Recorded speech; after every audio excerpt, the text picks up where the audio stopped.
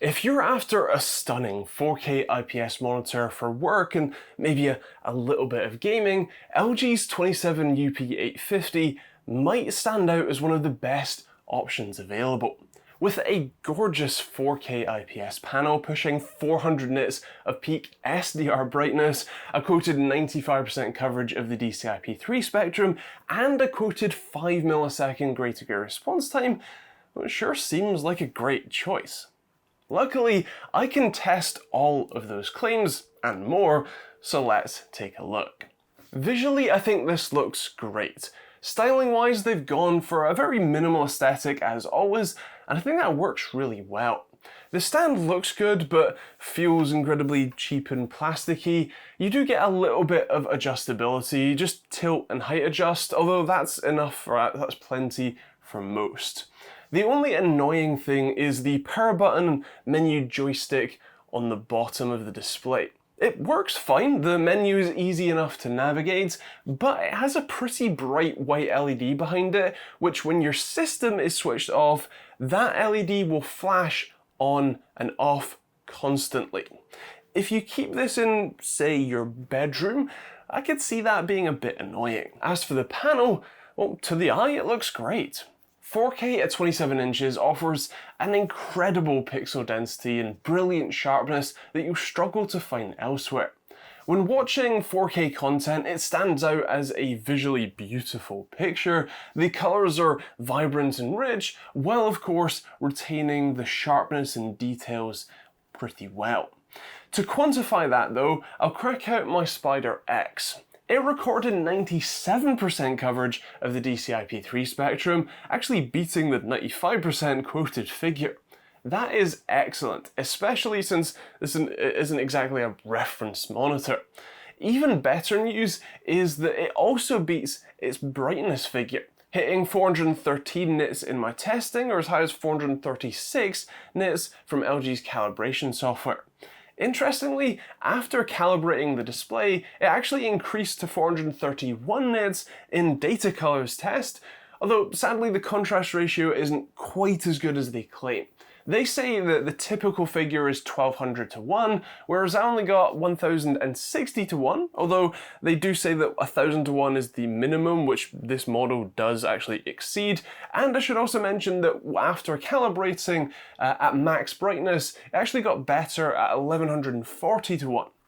Still not quite the 1200 to 1, but it's definitely better, and it just means that for, say, an HDR experience, this is pretty naff, as the blacks are more grey than black. Speaking of the calibration software, it works with most colorimeters. It'll work with the X-Rite Color Monkey, the i1 Display Pro, Pro Plus, Studio, i1 Pro 2 and i1 Pro 3, the Spider X and Spider 5, and even some of the higher end tools like the Klein K10A.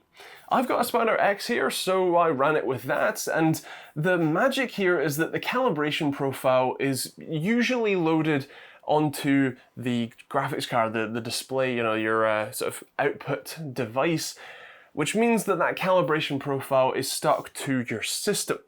But in this case, it gets stored onto the monitor, meaning that calibration profile sticks with it no matter what device you're using it with, which is excellent.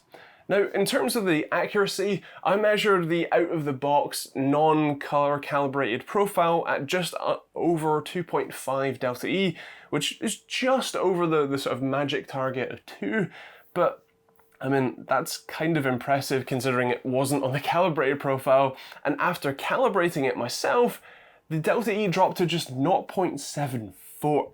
Which is just, frankly, almost perfect. An area that I was surprised to find was less than ideal was the panel uniformity.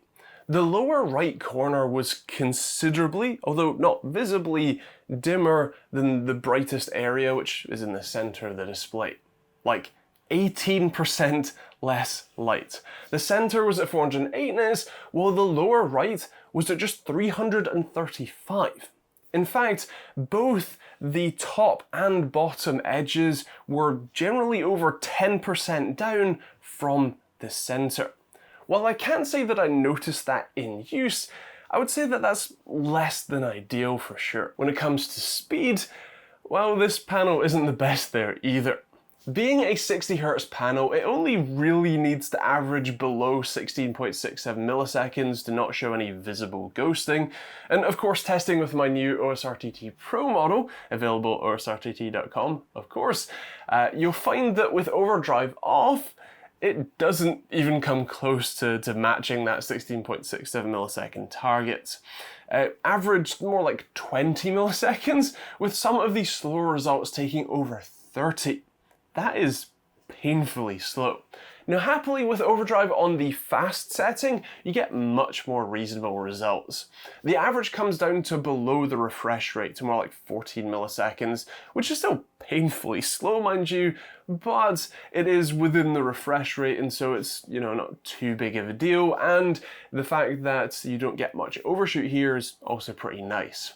If you do step it up to the fastest mode, as LG notes on their 5 millisecond gray to gray claim, well, the average only comes down to 10 milliseconds instead, and you get some horrific overshoot.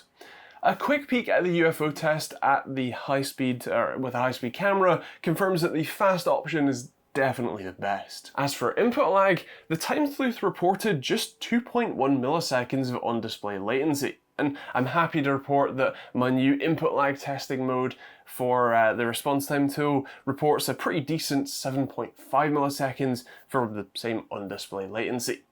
The discrepancy there is down to the refresh rate taking, well, so long. The key thing to see here is that none of these results took more than a single frame to start rendering, which is great news and is all you can expect for a display like this. So that means it should be great for gaming then, right? Well, no, not really. I mean, as far as 4K 60Hz monitors go, it's just as good as the rest. The low input lag is definitely nice, but that isn't really saying much.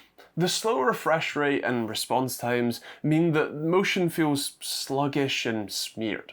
Even the perceived responsiveness, despite the relatively low input lag results, well, was noticeably, let's say, lacking compared to even a basic 1440p 144Hz monitor of the same size. It's not intrinsically bad for gaming, it's just not the most amazing experience, but still, as far as 4K 60Hz monitors go, it's a pretty decent shout. For content consumption, or even content creation, this is an excellent choice. The mix of good brightness, which is enough for everything but direct sunlight on the thing, the wide color gamut coverage, the built-in calibration profiles, and the clean aesthetic makes it a pleasure to use. The colors look fantastic, whether it's movies or massive emails. I think it's a great shout. The only downside is the price, which as standard retails for around £400. I have it on good authority though that when these things are on sale, you can spend as little as £270 for one, and at that price, it's an absolute bargain. Besides the response time measurements, it's pretty honest about all of its sort of specs and claims. It looks great and even has all of the inputs you'd want, including USB Type-C with 96-watt charging, DisplayPort 1.4 and 2 HDMI ports, and even a 2-port USB hub. It even has some built-in speakers that, while still pretty naff overall, sound better than most other monitor speakers I've tested. It really is a great deal when it's on offer. When it's not, I'm not quite as sure. It's still a great monitor and a still relatively reasonable price, but well, I might leave that one up to you. Let me know what you think in the comments down below, and what do you think about the monitor in general? Is it one you'd pick up yourself, or are you going for something a little bit lower end? Would you rather 1440p and a higher refresh rate instead? Feel free to let me know in those comments down below. If you want to check out the LG 27UP850, I will leave a global Amazon affiliate link in the description that you can check out and maybe pick one up yourself if you fancy. If you want to support the channel, you can just stay up to date with these videos with the subscribe button and the bell notification icon. You can also support directly through things like YouTube or Patreon, pick up a hoodie or t-shirt like this one or a load of other designs that I made myself, pick up a response time tool unit at osrtt.com, or you can just check out the rest of the links in the description for different affiliate links that don't cost you anything, but do help me out when you use them. There's also plenty of other videos in the end cards. I've done hundreds of monitor reviews at this point, so feel free to check some of those out, or maybe the playlist on OSRTT if you're interested. And yeah, that's kind of it. If you have any questions, feel free to leave those in the comments down below. Thanks for watching. We'll see you in the next video.